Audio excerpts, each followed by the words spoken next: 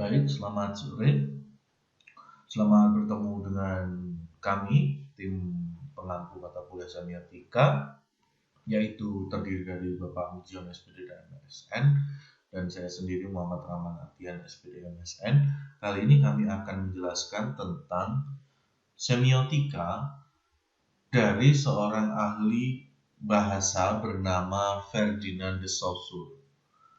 Seperti yang kita ketahui bahwa dalam ilmu-ilmu komunikasi, semiotika adalah cara untuk menentukan bagaimana membaca tanda-tandanya, entah itu komunikasi visual maupun komunikasi secara tertulis atau verbal, atau mungkin secara tekstual. Nah, kita akan membahas bagaimana tanda-tanda itu berkelindan di kepala kita, bagaimana tanda-tanda itu bisa kita baca dengan baik, bagaimana kita bisa membaca jika ada gambar laki-laki dan perempuan pada sebuah kamar mandi itu adalah tanda untuk memisahkan gender dan lain sebagainya. Itu kita akan membaca tanda-tanda tersebut. Baik saudara, silakan Anda mencermati terlebih dahulu. Dalam sebuah toilet ada beberapa tanda gitu ya, ada beberapa tanda. Karena toilet itu seringkali tempat yang sangat private, sehingga tidak bisa, jika laki-laki masuk ke toilet perempuan itu akan sangat tidak sopan begitu ya. Jadi seringkali di depan toilet itu akan terlihat tanda-tanda pemisah gender gitu ya. Nah, yang Anda lihat di sini adalah dua sepatu atau dua pasang sepatu. Sepatu yang pertama berwarna hitam, dan sepatu tersebut adalah sepatu pantofel yang biasa digunakan oleh seorang pria, dan di sebelah kiri adalah sepatu yang biasa digunakan oleh seorang wanita. Adakah sambungan atau adakah kaitannya toilet dengan gambar di sini atau pemisahan gender dari gambar-gambar ini? Ya, karena di pikiran Anda sudah terbesit jika sepatu ini adalah sepatu yang biasa digunakan oleh seorang pria, dan sepatu ini adalah sepatu yang biasa digunakan oleh seorang perempuan. Nah, ketika mereka masuk ke dalam satu kondisi di mana mereka harus memilih, maka laki-laki akan lebih memilih sepatu ini daripada memilih sepatu ini. Nah, bagaimana itu bisa terjadi? Kita akan masuk dalam teori seorang ahli bahasa bernama Ferdinand de Saussure. Ya. Saussure mengatakan sebenarnya semiotika itu sangat terkait dengan bahasa, gitu ya, kata dia. Nah, kenapa? Karena Saussure berangkat dari pembelajaran bahasa. Jadi menurut Saussure, sign atau tanda itu berawal dari linguistik atau dari bahasa, dari visual sign, ya, dari bahasa tanda. Nah, dari itu Saussure dianggap sebagai tokoh yang cukup sentral dalam semiotika, karena dia adalah orang pertama yang menggunakan istilah semiology di Eropa atau semiotics di Amerika, yaitu ilmu tentang tanda atau sign dan penggunaannya dalam masyarakat. Nah, Ferdinand de Saussure ini sendiri lahir di Jenewa 26 November tahun 1857, ya. Jadi dia adalah orang Swiss dan dikenal sebagai bapak linguistik modern. Seperti yang Anda ketahui bahwa semiotika adalah ilmu dari barat, maka pembacaannya akan sangat sesuai dengan konten atau bentuk-bentuk tanda-tanda yang dibangun oleh masyarakat barat. Meskipun beberapa ada tanda-tanda yang bisa dibangun menggunakan tanda-tanda barat, dibaca menggunakan tanda-tanda tradisional kita mungkin ya, tapi khusus untuk hari ini kita akan membahasnya menggunakan tanda-tanda semiotika linguistik. Nah, menurut Saussure, ya silakan Anda sembari melihat gambarnya. Menurut Saussure, tanda terdiri atas gambar atau visual gitu ya, sesuatu yang terlihat atau bunyi-bunyian yang disebut dengan signifier dan konsep dari bunyi-bunyi itu sendiri atau gambar tersebut yang berasal dari kesepakatan yang kemudian disebut signified. Ya. Oleh karena itu, agar komunikasi antar beberapa pihak itu terjadi kesepahaman, maka beberapa pihak itu harus memiliki kesamaan dalam memaknai penanda atau signified dengan petanda atau signified. Kita lihat kembali di sini. Jika kita tidak memiliki kesamaan persepsi bahwa ini adalah tempat untuk pergi ke belakang atau ke toilet, maka kita bisa salah untuk masuk ke dalam ruangan bagian kiri, bukan ruangan bagian kanan jika itu laki-laki. Begitupun juga sebaliknya. Nah, untuk itu tanda-tanda ini, kesepakatan ini, kesepahaman ini dimanfaatkan oleh beberapa desainer atau seorang ahli pemikir-pemikir tanda untuk membuat tanda secara kreatif sehingga tanda tersebut tidak monoton. Misalkan dalam sebuah bar atau toko minuman, toilet yang digunakan adalah tanda seperti ini karena ada kesepahaman bahwa pria itu memiliki bentuk botol dan perempuan memiliki bentuk seperti gelas macam ininya. Kita mungkin bisa kita lihat di sini. Kemudian di bawah misalkan ada toko atau restoran yang menghadirkan masakan-masakan Timur Tengah, mungkin toiletnya bisa dibuat dengan cara seperti ini. Kira-kira jika toiletnya dibuat dengan bentuk seperti ini, kira-kira Anda berada di mana? Ya, betul sekali. Anda berada di toko sepatu.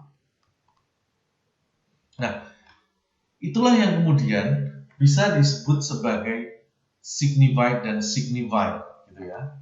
Nah, kajian bahasa sendiri di Perancis itu dibagi menjadi 3 macam, yaitu lang, kemudian yang kedua adalah parole, dan yang ketiga adalah langage.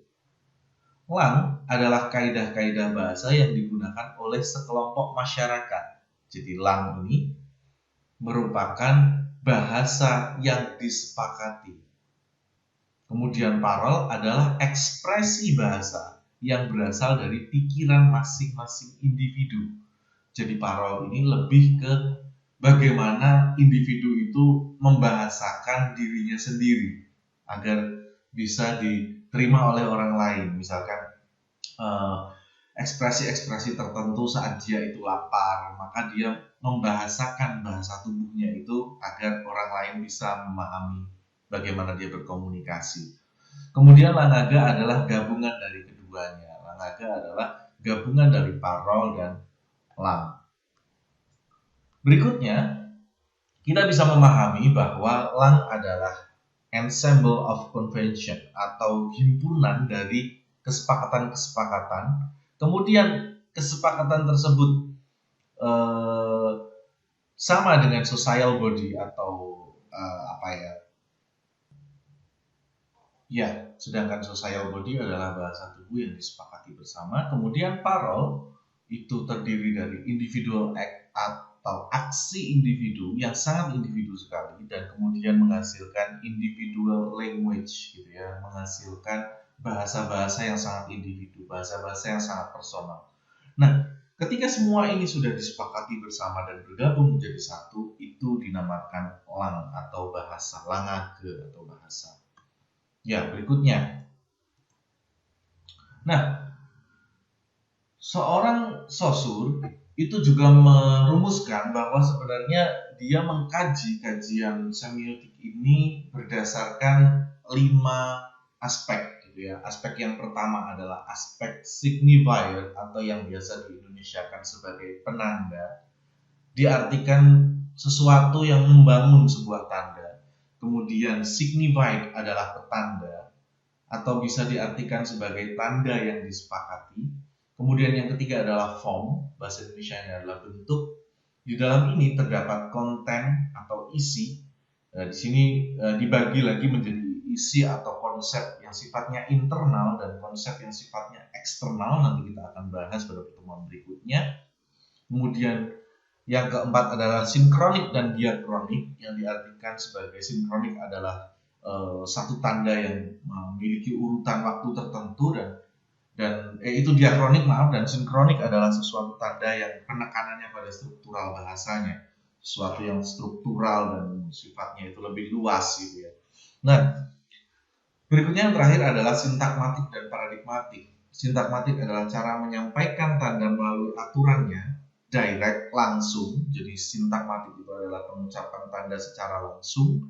Kemudian paradigmatik adalah pengucapan tanda atau penandaan sesuatu yang tidak dipikirkan tapi sebenarnya ada di pikiran itu. Sesuatu yang tidak ada tapi ada di pikiran. Jadi sifatnya seperti absen gitu, abstrak gitu ya. Nah, baik. Dari kelima aspek tersebut, Saussure sangat mempercayai bahwa untuk membaca sebuah tanda, kita harus memahami apa itu pertanda dan apa itu petanda di dalamnya. Karena sebuah tanda itu terdapat dua unsur. Suatu tanda bisa dianggap sebagai sebuah tanda jika di dalamnya memiliki pertanda dan petanda. Gitu ya. Penanda bukan pertanda, penanda dan petanda, ini sebenarnya penanda. Jadi seseorang atau sesuatu yang mengkonstruksi sebuah tanda dan sesuatu yang disepakati secara bersama adalah sebuah tanda, maka itu akan menjadi sebuah tanda. Nah, saya akan mencontohkan satu hal gitu ya. Nah, tapi ini konteks yang berbeda. Di sini kita lihat adalah pemahaman semiotik secara bahasa verbal atau tekstual, di mana tanda adalah sebuah tulisan dan konsep. Jadi ketika Anda menandakan sesuatu, maka Anda akan menuliskan, dan di dalam tulisan itu sebenarnya ada konsep. Misalkan saya ingin memberikan contoh.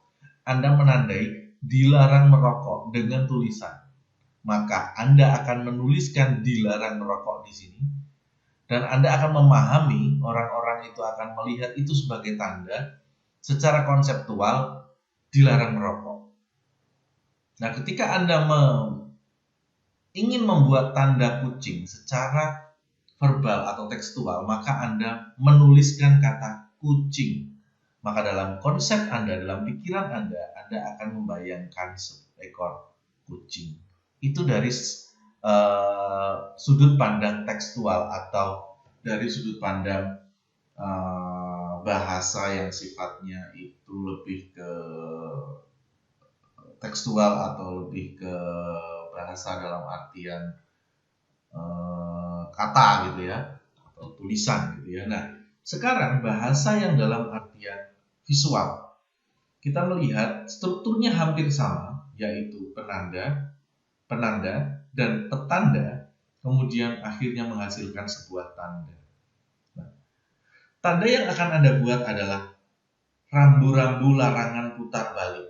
Maka Anda akan menggambarkan ini secara visual, dan secara konsep akan diartikan sebagai dilarang berputar ke kanan atau dilarang berputar balik ke kanan.